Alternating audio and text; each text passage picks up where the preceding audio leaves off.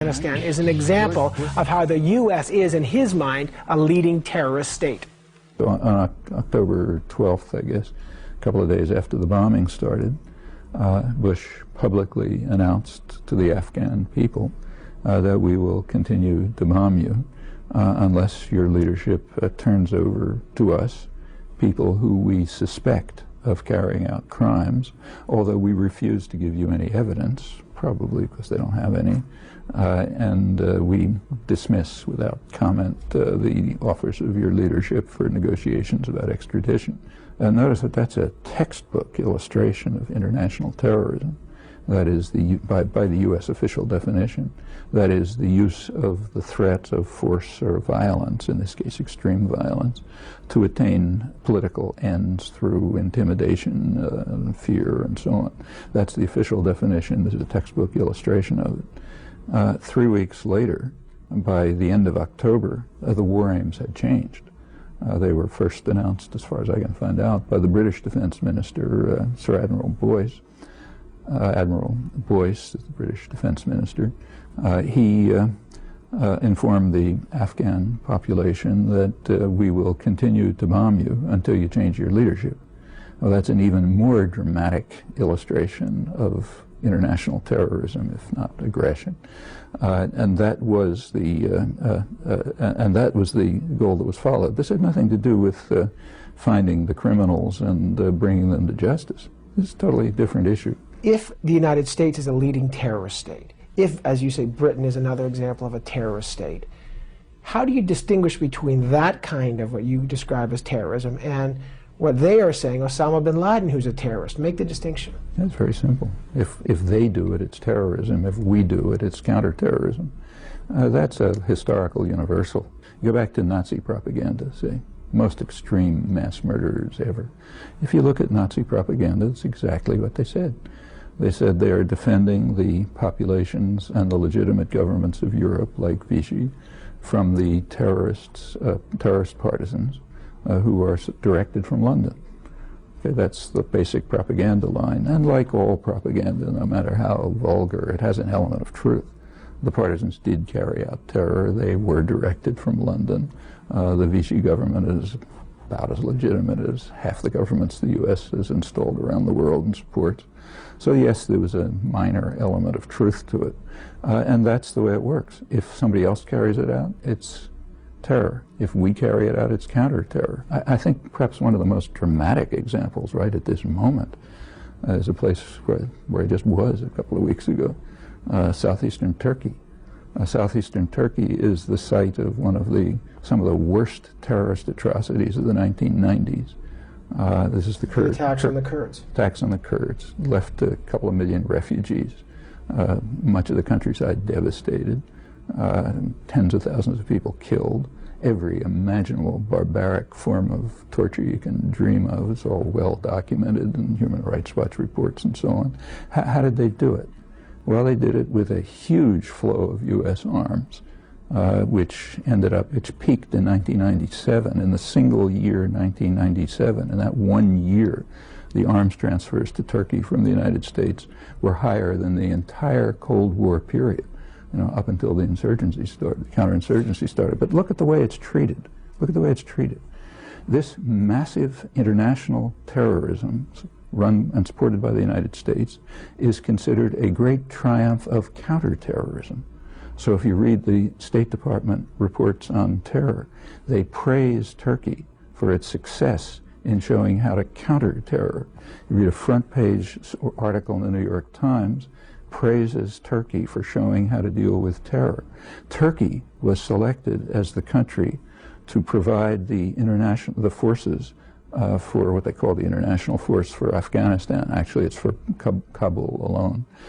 It's Turkey that's being offered, is being paid by the United States extensively to carry out the repression of terror, thanks to their achievements in countering terror, namely by carrying out some of the worst terror of the 1990s, massive ethnic cleansing and atrocities, with U.S. support. Now, this is a real achievement of the intellectual culture to be able to do this. But it illustrates very well the answer to your question, terror and counterterror. If some enemy state did this, I mean, we'd be, not just outraged, we'd be bombing them. All right, when we come back, Noam Chomsky says that nations such as the United States and Israel should acknowledge their own crimes before talking about right and wrong, and he says a lot more than that, so stick around for more Noam Chomsky.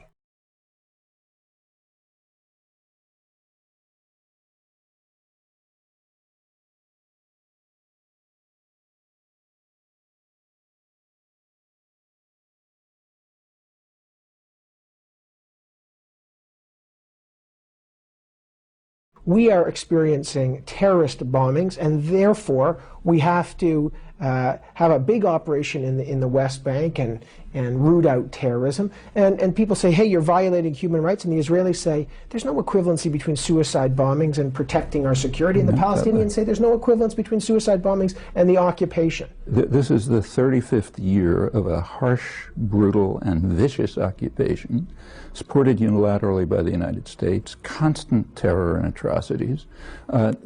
Suppose Palestinians say, well, we're under terrorist attack for 35 years, therefore we have a right to carry out suicide bombings. Which is what they say. Do you accept this? Does anybody accept it? Nobody accepts it. All right, then how come everyone accepts the Israeli claim to be doing it, which is a much weaker claim? Because after all, there's no symmetry in this situation. They are the military occupiers. Palestine isn't occupying Israel. And this isn't just started now. It's gone on years ago. I mean, so does that, in your mind, justify no, the it does not. bomb? Of course not. It Doesn't. doesn't in anybody's So mind. it invalidates both sides. Those who defend suicide bombing, and there are very few, don't have a leg to stand on. Those who defend the Israeli atrocities, including the U.S. government, most intellectual opinion, a good bit of the West generally, yeah, they don't have a leg to stand on either, and they have a much weaker position. We're back to Turkey again. So just take the Powell mission. Powell is praised because he's such a wonderful diplomat. He succeeded in, he went to Yasser Arafat, who's imprisoned in a dungeon where he can't even flush the toilet, and he extracted from him a statement condemning terror. Did anybody suggest that Powell should have asked Sharon to condemn the Israeli atrocities? Did anyone suggest that Powell ask George Bush to condemn the fact that he's been sending Israel the Apache attack helicopters, which have been devastating Jenin? But the UN's been condemning them anyway. Oh, no. You didn't understand my point. Did anybody suggest, can you find a word in the press anywhere, or anywhere, that suggested Powell should have requested a condemnation of Israeli terror from Sharon and of U.S. backing of that terror from Bush? I mean, that's a thought that couldn't enter anyone's mind. And the reason is because our profound commitment to terror and violence, when it's committed by our clients and by ourselves, that is so deep that we can't even think of the question. You asked us after September 11, one of your points is we got to look in the mirror, we being America or the West, we got to look in the mirror at our own. Was that a way of saying, look, people like bin Laden are angry at us for good reason? No, in other words, is there a way to justify? That's not what I was saying. The statement of mine that you just quoted is a very conservative statement. In fact, it was articulated by George Bush's favorite philosopher, Jesus Christ, who pointed out, famously defined the notion hypocrite. A hypocrite is a person who focuses on the other fellow's crimes and refuses to look at his own. That's the definition of hypocrite by George Bush's favorite philosopher. When I repeat that, I'm not taking a radical position. I'm taking a position which is just elementary morality. But even if he is a hypocrite, and they We're all, even not he, everyone. Okay, even Can if you let me ask another question? See, here's an experiment.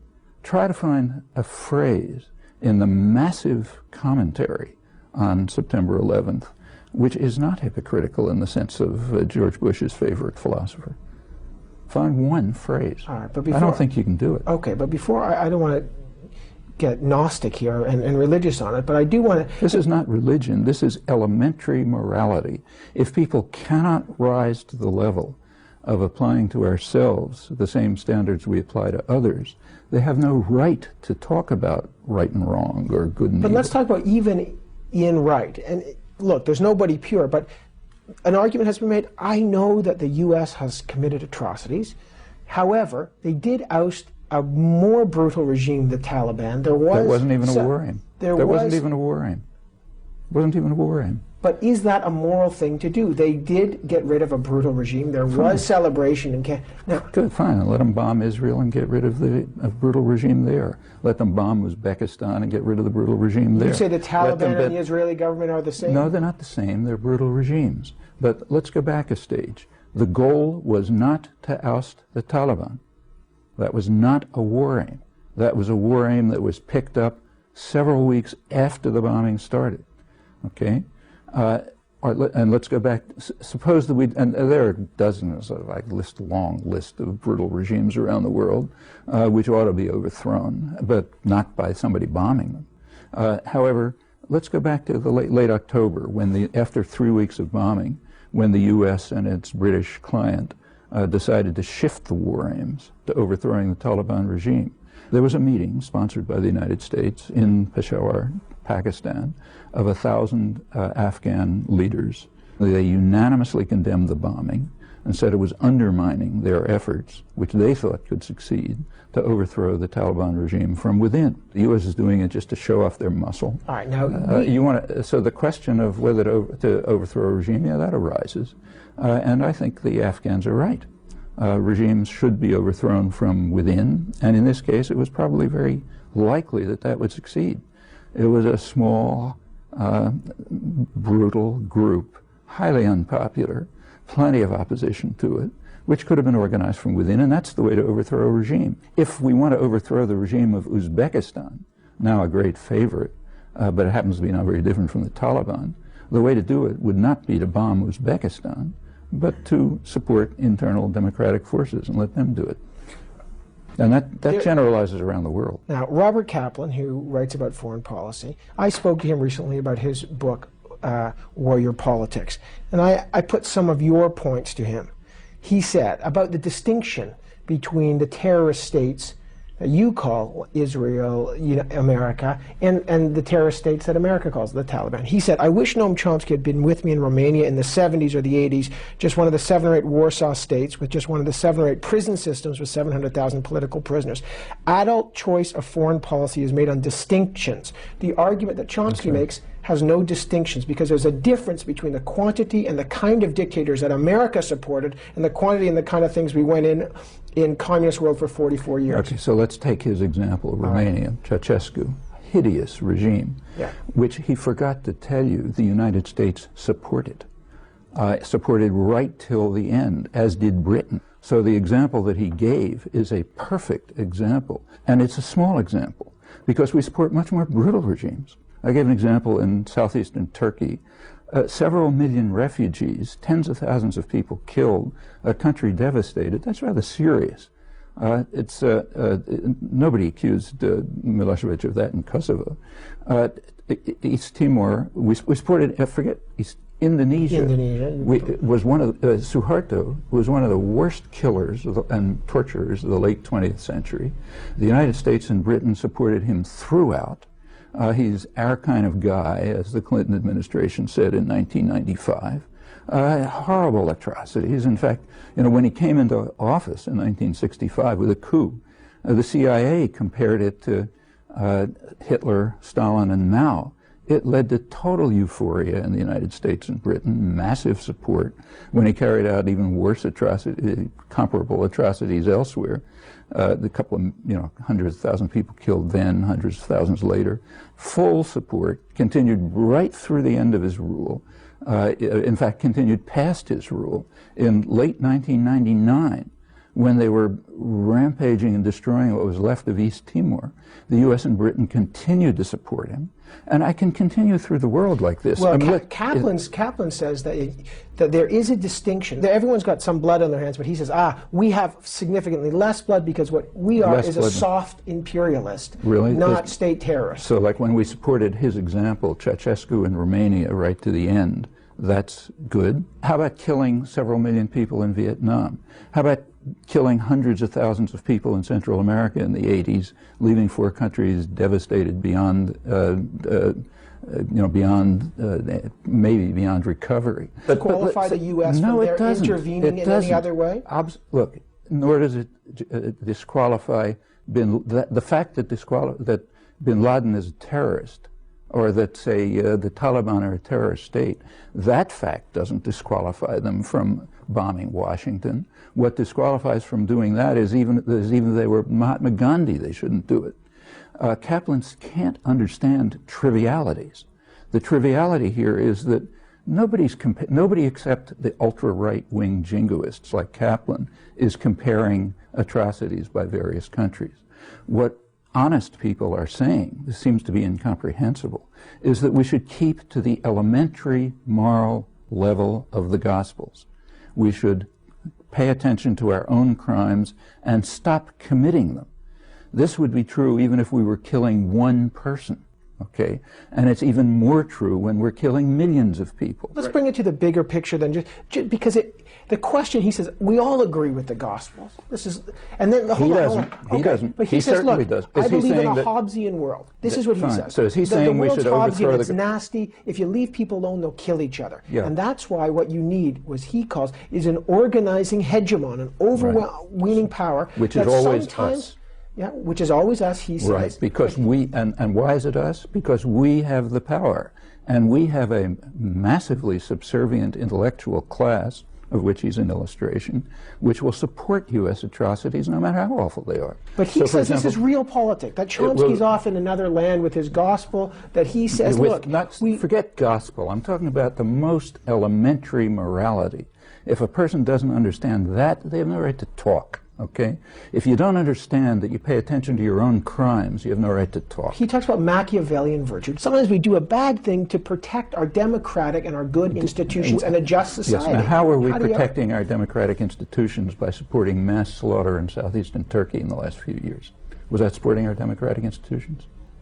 Was it supporting our democratic institutions? Not ours, but anybody. Would Kaplan argue that the nation state has a right to use any means necessary to protect its sovereignty? Oh, then he's justifying Milosevic. He's saying Milosevic had the right to do anything he wanted to repress the Kosovars in Albania. Is that what he's saying? Do we need a constabulary, a force, a central force? In this case, it's America because it's the superpower, to sometimes use unjust means in the service of just causes. What are the just causes? What was the just cause in, for example, slaughtering Kurds in southeastern Turkey? What was the just cause?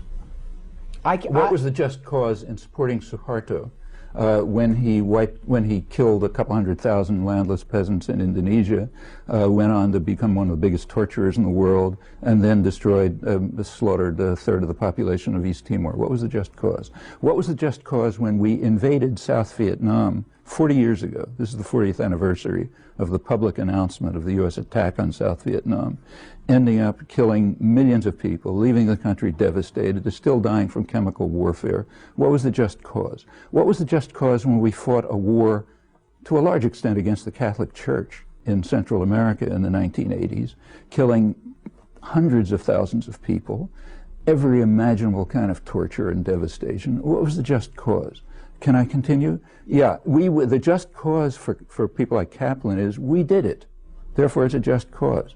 You can read that in the Nazi archives, too. All right, when we come back, Noam Chomsky's always controversial views on Israel and his idea for solving problems using international law. So stick around once again for more Noam Chomsky.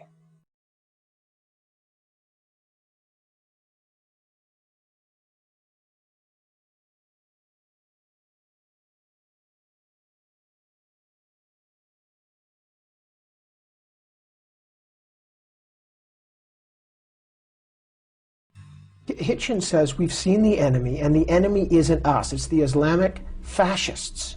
He compares them to fascists. They're an enemy. We don't want to live with them. We don't want to negotiate them. We must destroy them. Ergo, the war against the Taliban justified. The war against the Al-Aqsa brigades justified. I mean, he has a different distinction. But we see the face of the enemy and we should do anything to root them out. How do you respond to that argument? I respond to that by saying that there are many evil forces in the world.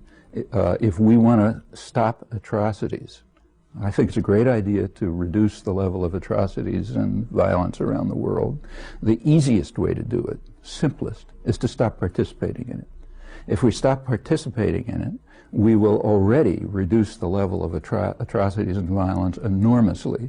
And if we can ever reach the moral level, minimal moral level, of terminating our own massive participation in atrocities, then we can move to another question of what we do about the atrocities of others. And I think that it's right to deal with them. Yes, there is an enemy. There are people who carried out crimes against humanity. And there are ways to deal with crimes, not by bombing another country and putting millions of people at the risk of starvation. That's not a way to deal with crimes.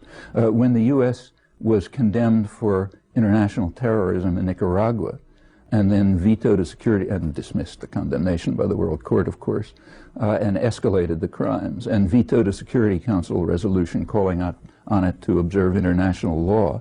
The right reaction for Nicaragua was not to say, we have seen the enemy and we must destroy them, so therefore let's set off bombs in Washington. But if it's wrong for them, it's wrong for us.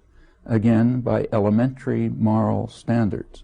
So we should ask, well, what was right for them? And what's right which would be right for us? And I think they couldn't do what was right for them because we blocked it. We're too powerful. But we could do what was right for them, and we never even considered it because we don't rise to that minimal moral level. Let's take a look at the Middle East, but let's take a look at the facts. The facts are, for 35 years, there has been a harsh, brutal, miserable military occupation. There has not been a political settlement. The reason why there has not been a political settlement is that the United States unilaterally has blocked it for 25 years.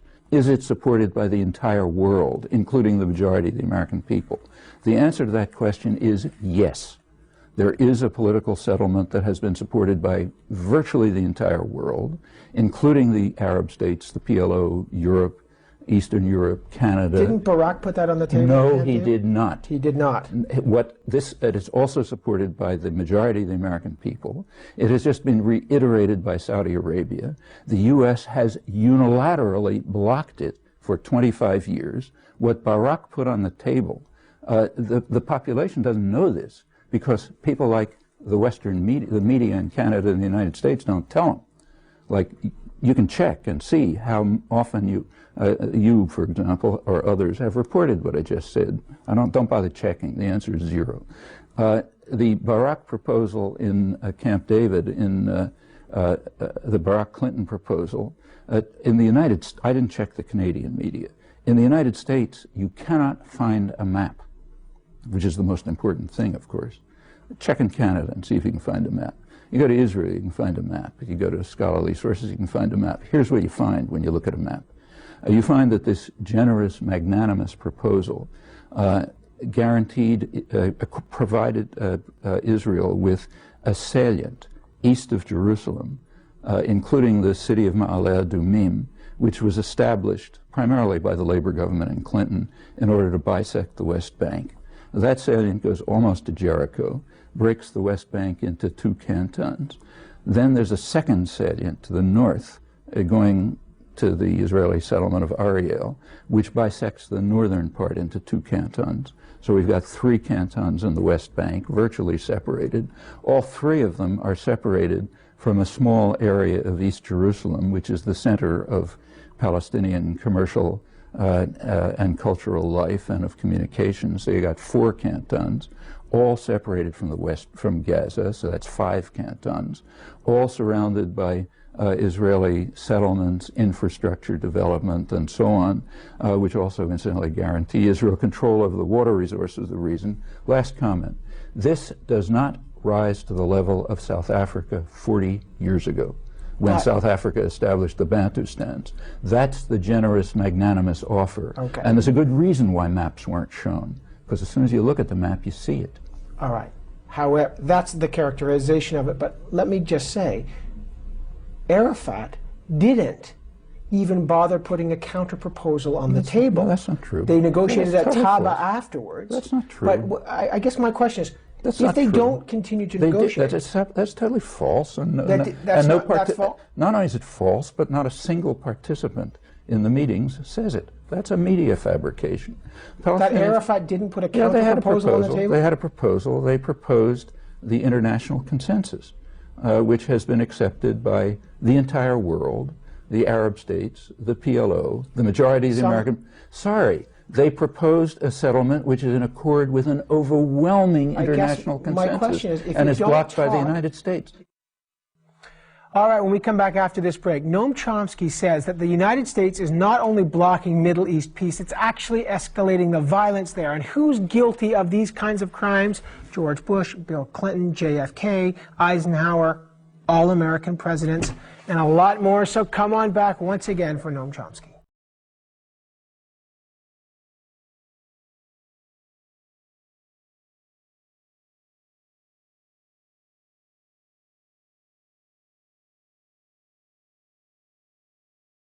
The problem that people look at now, the Middle East, is they say it's spun out of control. How do you get back to... First way we get back is by trying the experiment of minimal honesty.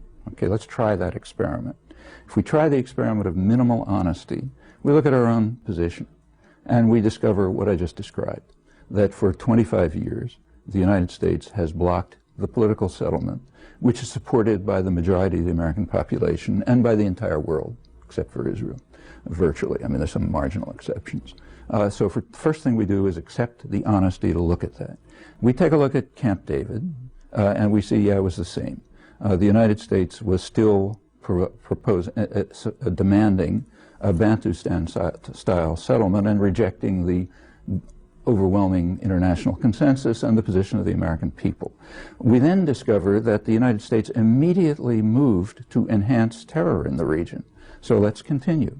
On September 29th, Ehud Barak put a massive military presence outside the Al-Aqsa Mosque, very provocative. When people came out of the mosque, young people started throwing stones, the Israeli army started shooting, half a dozen people were killed, and it escalated. The next couple of days, there was no Palestinian fire at this time, and this is all in occupied territories. In the next couple of days, Israel used U.S. helicopters. Israel produces no helicopters. Uses U.S. helicopters to attack civilian complexes, killing about a dozen people and wounding several dozen.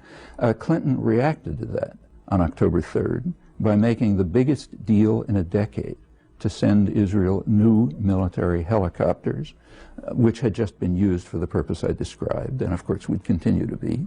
The U.S. press cooperated with that by refusing to publish the story. To this day, they have not published the fact. It continued.